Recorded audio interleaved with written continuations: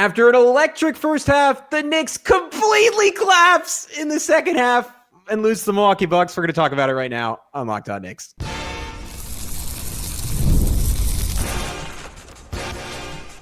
You are Locked On Knicks, your daily New York Knicks podcast, part of the Locked On Podcast Network. Your team every day.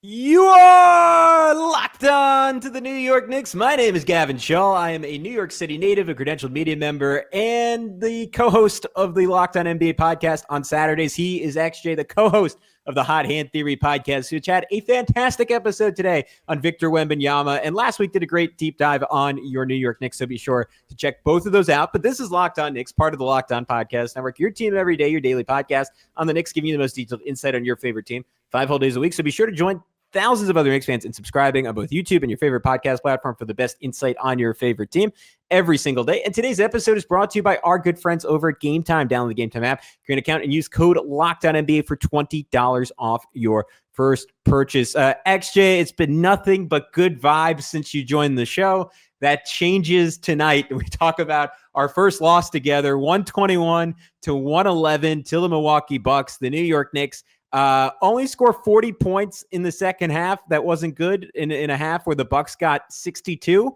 After an incredible first half, they completely fall apart. We'll talk about why Karl-Anthony Towns and Josh Hart were both at fault in that. We will talk about the general lack of verve in the second half, and we'll talk about impressive showings from Jalen Brunson and a surprise start, an encouraging start for Landry Shamet. At some point in this episode, you need to remind me I need to issue a mea culpa to Bucks fans after I spent all summer talking about how much they suck and how they're not a title contender, how the Knicks cook them in the Jalen Brunson era and the OG Anunoby era, and OG always locks up Giannis, and he's the antidote. That was not true tonight. Giannis had 37 points in this game, and he ragdolled OG a number of times. There we go. I did it. You don't even have to remind me. But, buddy, where do you want to start on this one? Gavin, you promised me when I started at Locked On Knicks, you said, yeah, join the team and the Knicks will only win en route to a title. Yeah. And I was like, that sounds great. Sign me up. I didn't know I'd have to be here for losses. What's going on?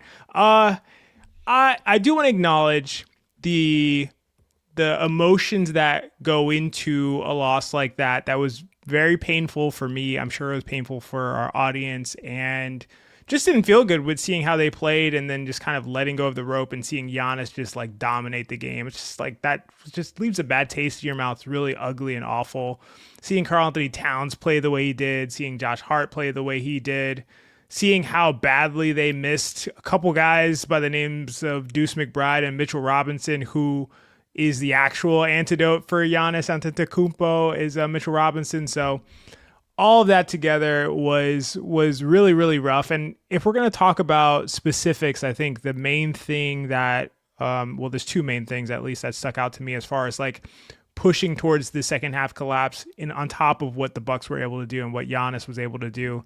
Number one, Karl-Anthony Towns, they have to figure out how to involve him more effectively in an ongoing basis. They need to figure out that dynamic. That is the one thing I was worried about coming into the season, is the Karl-Anthony Towns dynamic, how they can maximize him, how they can optimize his ability outside of just trying to throw it to him in the post. It felt a lot like, for the first time, a Tibbs game where it was like, well, Towns hasn't scored. I know. Let's throw it to him in the post and just let him isolate Kyle Kuzma. Like, that's not going to necessarily work if you don't do it with the requisite lineups.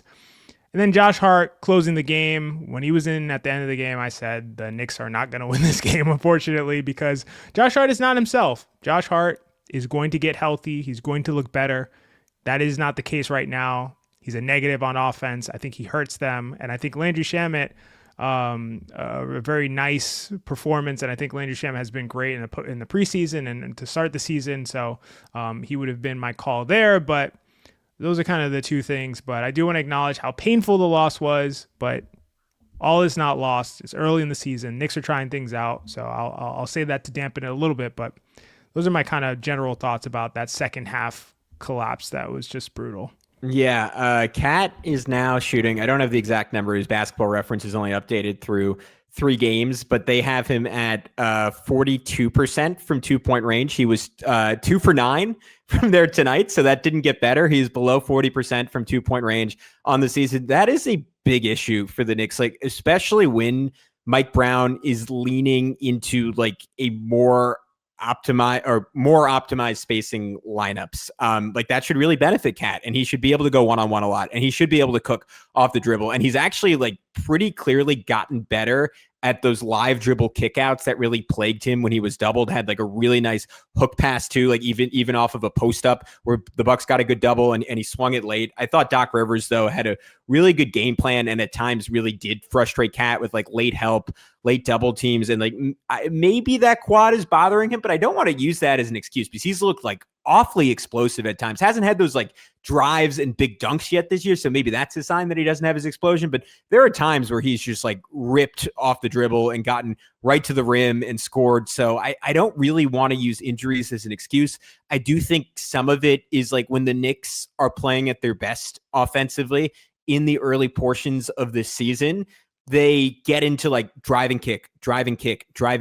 And Cat, like, again, he can do a little bit of that, but I don't think that's the cleanest fit for his game. He likes to catch. He likes to survey. He likes to get it like almost like Carmelo Anthony used to do, like get into his jab steps a little bit and then go. He can be a spacer in that. He can cut and he can be a finisher potentially. Like there are times where his connective passing is really helpful. There have been times where they used him as a hub and that's looked like a really good fit. We didn't see a whole lot of that in this game where they try to play through him in the high post, but like just generally like, and I don't know if we're going to do it like spoilers for people. We're going to do a 2-part episode, kind of just diagnosing the first 4 games for the Knicks tomorrow. So I'm sure we'll go much, much deeper on this, but that's kind of what I find myself wondering. Like, how do you marry those two worlds with this offensive system and this flow that I really, really like, but at least right now feels like it excludes like your second best offensive player. But not only that, as we often talk about, one of the 12 or so most talented offensive players in the NBA, and you're just not going to win a championship if you're not getting the most out of Cat on that end of the floor.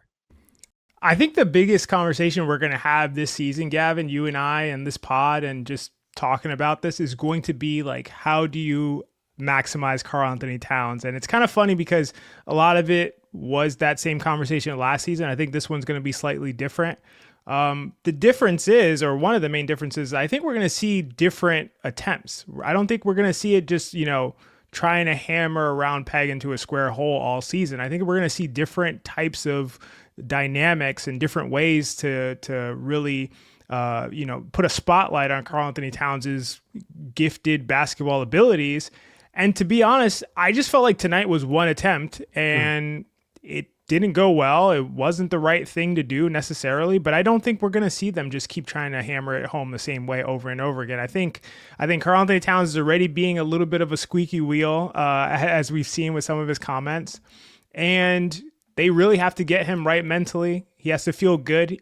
And I think by the end of the season, I'm not saying he's going to feel as good as Mikal Bridges has felt, but I think he'll feel a lot better. I think he'll be more integrated. I think he'll be more optimized, and it'll be a bit of a path getting there. And so hopefully Knicks fans have the stomach to stay the course and go with the ups and the downs and see Karl-Anthony Towns he's going to have a game probably very soon where he scores 42 points and hits 8 threes and he's going to go off and just kind of go with those ups and the downs as we see them trying to figure out how to really get the best out of him. Yeah, you nailed it. We were so early. It's a new system. There is just a lot of time for him to catch fire. And we saw stretches very similar to this last year where he really, really struggled. And then to your point, like there would just be a night where 9 threes go in and all of a sudden you're like, okay, wow, it's all kind of working. And it's just sort of like, I think finding the rhythm for like the collective while also figuring out a way that he can fit into that as seamlessly as possible. Or if there are just lineups and situations where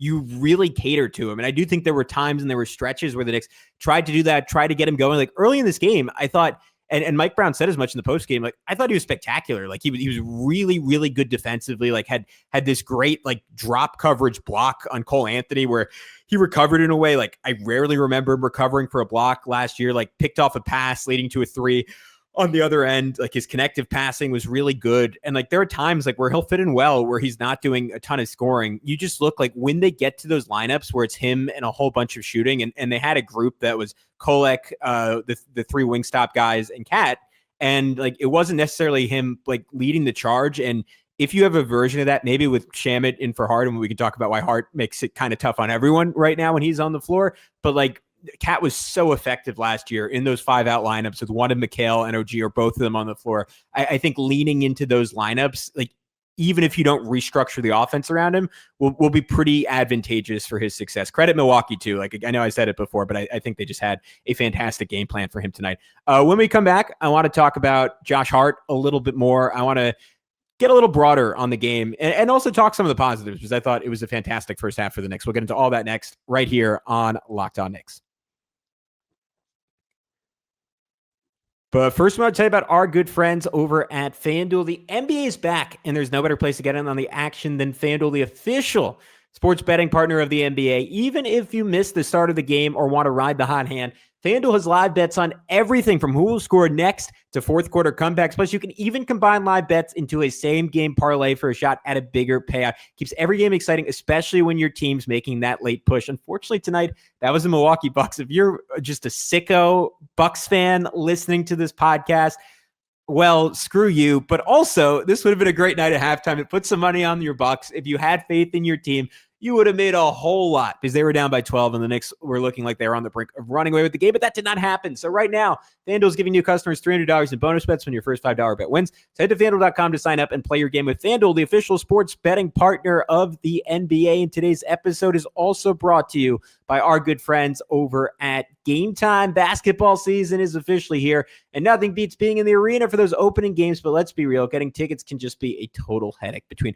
waiting in queues, surprise fees, and prices that jump right before checkout, it is so easy to get frustrated when all you want to do is cheer your team on. That's where Game Time comes in, the app that gives fans the advantage. It's your ultimate life hack for scoring amazing NBA tickets fast, easy, and stress-free. I recently got last-second tickets for a Phoenix Mercury Liberty game. My Libs, they were in town. It was a close game going into the fourth quarter. I was right across the street at a bar watching some football. I saw the score. I said, let me look into tickets. They were like $4. I went. I enjoyed the fourth quarter. I enjoyed overtime. The Liberty got the win. It was awesome. And their zone deals are also a game changer. You pick the section, Game Time picks your seats, and you save big. You can even find NBA tickets for under $25. So take the guesswork out of buying NBA tickets with Game Time. Download the Game Time app, create an account, and use code LOCKEDONNBA for $20 off your first purchase. Terms apply. That's code LOCKEDONNBA for $20 off. Swipe, tap, ticket, and go.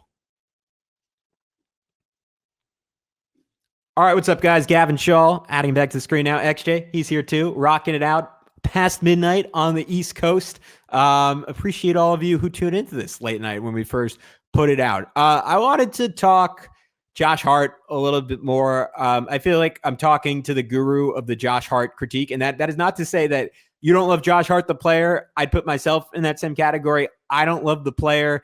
It is not working right now. He cannot shoot the basketball to save his life at the moment. Playing with a broken finger, which I think he should just get fixed and take some time off, is not helping that. He is now on the season, 1 for 6, 1 for 9 from 3 on the season, shooting 23% from the field so far, 0% from 3, 50% from the line. XJ, that is not what you want. But it also feels like last year, even when he was clanking shots, to Tom Thibodeau's credit, like, he found ways to weaponize Hart's presence on the floor, whether that was him crashing for rebounds on the offensive end, crashing for rebounds on the defensive, and then pushing, using him as a screener. That's happened in fits and spurts, particularly like just a phenomenal rebounding game his first time out. But by and large, I feel like he's having no impact on the court actively, and obviously his passive impact, because the Bucks just weren't guarding him, is just atrocious for this team right now. Yeah, you hit on all the key points, and the fact is that, obviously Josh Hart is not a great shooter. He can get streaky, he can hit shots. Sometimes when he's confident and aggressive, he makes shots, and he makes the defense at least respect him, and he is active in a lot of other ways. He cuts hard to the basket. He'll cut behind the defense, especially if they're sagging off of him. He makes things difficult for you, and you're not going to just be able to leave him wide open and not pay any consequences for it by way of offensive rebounds and by way of his cuts and getting into space and a lot of things that he does with his movement. And to be honest, not only is his shooting looking just horrendous, and like you said, there's a very clear reason for that, his activity just doesn't look like he's himself. And even though he had that huge rebounding game where it was like, man, this is vintage Josh Hart, 14 rebounds or whatever it is. It was, yeah. it just doesn't seem like he has that same level of activity offensively. And so to me, where Josh Hart has these weaknesses, where he's always made it up is activity, aggression, attacking, obviously in transition. And I just haven't seen all of that high motor activity from him on top of the shooting. And if you're not going to get the shooting, if you're going to get this shooting, which is horrifying, and you're going to get that low level of activity besides on the boards, on the glass, that makes him nearly unplayable, which is hard to say. Like, I know people will think, I'm a Josh Hart hater and whatever the case may be. I love Josh Hart. I know that's people find that hard to believe. I love Josh Hart. When they first traded for him, I was so excited about it. I said, people don't watch him in Portland. People didn't watch him earlier in his career in New Orleans. People didn't watch him with the Lakers. This guy is such an impact player. He does so many cool things. And I'm really excited to see him come off the bench and play 27 minutes per game and have a huge impact. And then his role got disproportionate to what it actually should be. This year is supposed to be a year when that gets right-sized. And I believe in my heart, when he gets his injuries under control, he'll be in a better role for him. And we'll maybe see the most impactful Josh Hart that we've seen. But it is not the case right now. So, yeah, it's going to be tough if he's playing like that. Yeah, and worth noting, like to your point at the beginning of the show, no Deuce again, out for personal reasons. Mitchell Robinson, I don't even want to say getting concerned. It was the second they said he was out for opening night. My panic meter was at like an 8 out of 10, but continues to get more concerning and ominous. And you could just see any day now there's an announcement: Mitchell Robinson needs surgery, out until March. I mean, who knows what's going to happen with him? All that is to say, like, Josh's role, I think, will be a little bit more proportionate once those guys are back. That being said, he only played 26 minutes in this game, and that's to Mike Brown's credit, because this would have been a classic game where Tom Thibodeau still played him for 40, even on a night where he was terrible. He managed to be, and you don't want to read too much into single game plus minus, but a minus 18 in a game where no one else on the Knicks was worse than minus 11 in those 26 minutes. I think that is a case of those two things matching up. Had a couple nice defensive plays, like drew an offensive foul, had a good poke away from Giannis, 4 assists, like did some good stuff. But to your point, he is just a shell of himself right now. And it sucks because, like, we were like, I don't want to group you in this, but maybe you were saying this separately on Hot Hand Theory. Like, early last season, Alex and I were talking about him like he deserved an all-star berth. He was shooting close to 80% at the rim in the early portion of last season. Crazy rebounding numbers. Playmaking was awesome. And because of like the way teams started guarding him, and also just because like athletically he hasn't been right since then, like dealt with the runner's knee last year, this year obviously the finger, and who knows if there's something else going on in his lower body. Like, he just has not been that guy, and the Knicks need him to be that guy. I've said it a bunch of times. If he needs to get surgery for that to happen, so be it. Was there anything else that stood out to you in the second half of this one in regards to the Knicks collapse? The only other thing I can really point at was obviously like Jalen going down late, like when the Knicks, I think, still had the lead, or was within a couple of points when Jalen went down with that groin injury. I think he only scored maybe 2 or 4 more points from that point forward. It was with about 5 minutes left. I don't know if the Knicks would have won either way, but for the second straight game where almost no one else had a great game, we'll talk about Mikal Bridges. I should caveat that. Mikal Bridges had a really good game. Landry Shamet had a really good game, but where the Knicks didn't get a lot of support, Brunson, again, was just extraordinary. It feels like he knows no one on this Bucks team can guard him, and he just absolutely revels in that fact. 23-point first half. He didn't really make a huge impact down the stretch. Mike Brown started Landry Shamet, but closed most of the way with Josh Hart. By the time he put Shamet back in, it felt like it was too little too late. Was there anything else that was like blaring to you, or was it mostly Cat and Hart? I mean, it was mostly Cat and Hart, but I will say something, and I think this is very relevant for the more macro, bigger picture than just the game. And it's kind of funny because we did talk about a little bit about like, the East is wide open, and they're like, who's really the threats in the East besides Cleveland? And we mentioned like, well, Orlando could be better, and they if the Bane things works out, then they'll be a threat. And I was like, you can never rule out Giannis. Giannis is always going to be a threat no matter what. I do think something that people don't recognize about the Milwaukee Bucks is that I think they're a particularly difficult matchup for the Knicks. I think that with Giannis, Miles Turner, and Bobby Portis, defensively, that is really stout and matches up and lines up really well with the Knicks, because you have two bigs that can really guard guys that like OG Anunoby, like Josh Hart, like Karl-Anthony Towns, all of these guys that are sort of like mid-sized to large wings, to like jumbo wings, like Karl-Anthony Towns tends to be. You have those three guys who can rotate and guard any of those guys. They can switch, and you don't really have a great advantage in those scenarios. And you always have somebody, if you're the Bucks, to protect the rim, even if those guys switch or they end up on different wings. So that is something to watch out for. Teams that have a trio like that are going to have an advantage because they can, quote unquote, hide a big on OG Anunoby and it not be a disadvantage to them. They can hide a big on even at some points Mikal Bridges and it not be a major disadvantage. Obviously, they can hide a big on Josh Hart, and then they can always have a wing or a jumbo wing on Karl-Anthony Towns, which is a decent matchup for that player, as we saw with Kyle Kuzma. Even though he had a bunch of help, that kind of worked out with them. So I think just something to think about long term.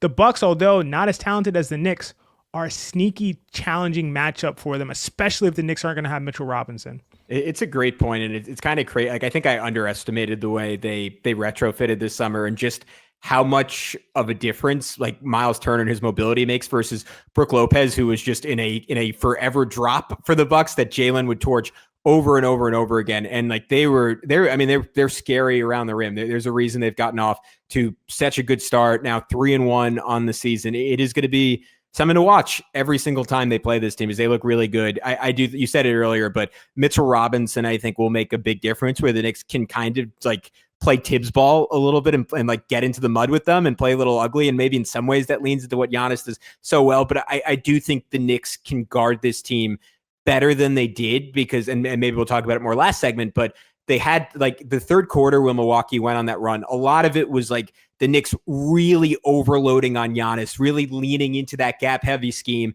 And Giannis just getting like there was a sequence where he had a spray for a three, got a transition dunk, and then another direct pass for a three, and then a hockey assist for a three. And it was just the Knicks, like OG, at least on this night, was not the answer. The Knicks overhelping was not the answer. I mean, and there are just going to be games where like Giannis, I mean, I think people, and myself included, are very quick to take him out of those discussions. Like there's still a case for him being the best or second best player in the world. And there are just going to be games where like Milwaukee has that guy on their team and the Knicks, as incredible as Jalen Brunson is, don't. And that's going to be enough to go and win the game. But your analysis was really good on that. And it's a great point. We will finish up talking about some of the good from this game for the Knicks. Jalen Brunson, Landry Shamet, Mikal Bridges when we come back. But first, I want to tell you about our good friends over at Rippling. If you're a business owner, here's the truth. SaaS promises to make work easier, but now the average company is buried by hundreds of apps that slow down your teams and simply don't work together. That's not SaaS. That's sad. Software as a disservice. That's why you need Rippling. Rippling is the unified platform for global HR, payroll, IT, and finance all in one place. They've helped millions of businesses replace a mess of disconnected tools with one system designed to give leaders clarity, speed, and control. What I love about Rippling is how it removes the bottlenecks and busyworks that slow teams down. Everything from onboarding to payroll to IT access runs automatically and perfectly in sync. It's seriously incredibly simple to use and gives companies one source of truth for their people, data, and everything they touch. And right now you can get 6 months free when you go to rippling.com/LockedOnNBA. Learn more at rippling.com/LockedOnNBA. It's rippling.com/LockedOnNBA for 6 months free. And we also want to tell you about our friends over at Monarch Money. Let's be honest, most of us can't even name all our financial accounts, let alone what they're worth. Between 401k, savings, and investments, it's easy to lose track, and that can mean leaving money on the table. That's why I started using Monarch, an all-in-one personal finance tool that brings your entire financial life together in one clean, easy-to-use interface on your laptop or your phone. It's really helped me organize my accounts, track my spending, and get a better handle on my investments without ever having to touch a spreadsheet, which is great because I am afraid of spreadsheets. I love that I can review everything with my fiance, see our shared goals, and make better financial decisions together. Trust me, that is a big weight off any relationship. Monarch's visual dashboards and smart tools make it so easy to understand where my money's going and how to make it work harder for me. So don't let financial opportunities slip through the cracks. Use code LOCKEDONNBA at monarchmoney.com for 50% off your first year. That's Monarch Money, code LOCKEDONNBA for half off your first year. All right, we're back to wrap up this edition as the New York Knicks fall to 2-2, 121-111 loss to the Milwaukee Bucks. Man, the entire NBA is just, Bill Simmons was talking about this today. Chris made the point in a previous episode. There's just such a depth of talent. And that's not to say I ever thought Milwaukee was going to be an easy game, but you see what Philly's doing at 4-0. Chicago, who the Knicks play next, are undefeated. Miami is like still very solid in the bottom of the East. Toronto's threatening. Detroit's threatening. Atlanta, Orlando are back there right now, but they have all the talent in the world. Indiana and Boston, obviously on the right night. They're just going to be as good as this Knicks team is, as talented as they are, as good as they'll be when they're whole. There are just not going to be a lot of nights in the East or the West. But XJ, we've given a lot of measured doom and gloom. I figured we'd finish on some positives. What was one positive you took away from tonight's game? Well, you got to listen on a rundown. Landry Shamet. Landry Shamet is somebody I was very excited about in the preseason. I thought he just played extremely well, and his shot looks great. But also defensively, Landry Shamet has seemed like he's improved. His intensity has always been there. He tries really, really hard, but his positioning is really good. He seems to always be in the right spot defensively, makes the right rotations, fights over screens, knows when to, make those kinds of scram switches as is necessary, peel switches as is necessary. And he competes. He competes defensively. And then obviously hitting shots, his shot looks very, very clean. And I just really like what he adds. He's almost doing a Deuce McBride impersonation. And so that's why it was almost to me like I see his face and I see Deuce McBride's face like kind of like fusing there. And I'm like, just play Landry Shamet. Just put him in the closing lineup. And obviously he's not going to be the defender that Deuce is, but he competes in that situation. I think it's a particularly difficult matchup for them, for him and for their 5-out lineups because of Giannis.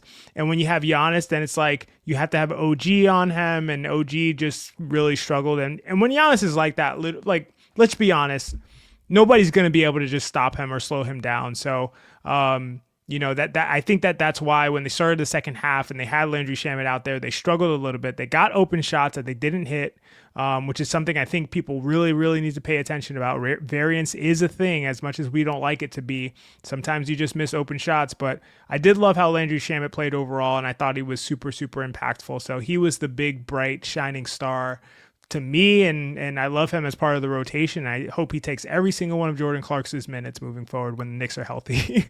I just had to throw that in there. People, I hear you. I'm with you. People are gonna, it's funny. I was thinking that the other day. I was like, do the Knicks have an 8-man playoff rotation if they can't play Clarkson or Gershon? I'm like, yeah, they do. They have Landry freaking Shamet, who proved his bona fides against the Pacers, and like, look, maybe there's a world where they would have cut him and not traded one of the rookies. Like, if there's a silver lining to Malcolm Brogdon retiring, even though I think they ultimately would have kept both those guys, it's that he got a guaranteed spot on this roster. Because man, has he like taken advantage of every opportunity. He's like, he was so good his first 2 years in the league. And I feel like this is the first time he's approaching those heights again. Because when I watched him on the Sixers as a rookie and on the Clippers, even after he was traded, it just felt like this was a guy who was going to be in playoff rotations for the rest of his career. And he is, I don't know why he lost it, but he's found that form, like good enough defensively, real fighter, energizes the whole team, bangs open shots. Like he was really, really solid in this game. Only Knicks starter with a positive plus minus, whatever you want to take from that. And I love the decision for Mike Brown to start him. I know that's predictable. I know people see that as a pot shot at Tibbs, even on a night where the Knicks lost and looked terrible in the second half, and you would have every right to go and critique Mike Brown in some forums probably. But like my only critique is that he didn't stick with his bright idea, which was starting Landry Shamet and that five-some as a group that I thought fit so well together. Great spacing, and allowed Jalen Brunson to just get off to an incredible start of this game. We're running low on time, so I'm not going to be able to do him justice, but he had a 23-point first half, 9 of 14 shooting, some big-time shot making too in the third and fourth quarter at times when the Knicks needed it. Like that steal and coast-to-coast layup when he's playing. Like, I don't even know if we're going to see Brunson next game. It looked like he really hurt either his groin or he was holding his hamstring, but the dude is just like, how many different times in the playoffs last year did he turn his ankle and just like Terminator style attach it back into place, go back in? He's hurt, and he seems badly hurt, and then he's not, and he just fights through it, and he's above the injury, he's above the pain. It feels like he's the guy, not Victor Wembanyama, who went and trained with Monk's mind over matter. The dude is a sicko in the best possible way. Killer on the basketball court, back-to-back, monster games. You cannot put these last 2 games on him, even if there were some bad decisions, even if there are times where I'd rather move the ball. Like, I thought the first half, even though he had 23 points, he found such a great balance, and so much of it came within the flow of the offense. And the exact same thing can be said for Mikal Bridges, who had, like, box score wise, one of his better games as a Knick, 24 points, 11 rebounds, which I didn't get a chance to double check. That must be a career high for him as a Knick. 3 on the offensive end. He continues to show his activity level there at, like, career best levels early in the season. 6 assists. I've said this all season. It could have been 8 or 9. XJ, like, over and over again, his like ability to drive, draw a crowd, spray it out to set someone up, or relocate was so good. OG, I thought, had a poor second half, but in the first half, OG was also exceptional participating in that, constantly making the extra pass, drawing the defense, making good, quick decisions. He had 5 assists himself. I don't think the Knicks have had a game in the year plus now that they've had those 2 guys where they've combined for 11 assists. That is really, really encouraging. The Knicks scored 71 points in the first half, easily a season high for them. I obviously, like, the final result has to take away from that first half, but I do think it's an encouraging sign for this Knicks team that somewhat surprisingly has struggled to score the ball at times to start this year of what they could be down the road. I don't know if you want to expand on that now or save it for tomorrow, because I know we're going to go really in depth on it, but that like, I do walk away from this game encouraged in some ways. No, I have a lot of thoughts. We're going to save them for the next episode. So if you're here, come back tomorrow and you'll hear our thoughts. There's so much to unpack, and we got to dive deeper. So let's do it tomorrow. All right, great. We will catch you then. He's XJ. Check him out over at the Hot Hand Theory. Again, we have a brand new episode out on Victor Wembanyama. I'm Gavin Schall. You can check me out right here on Locked On Knicks. We'll talk to you soon.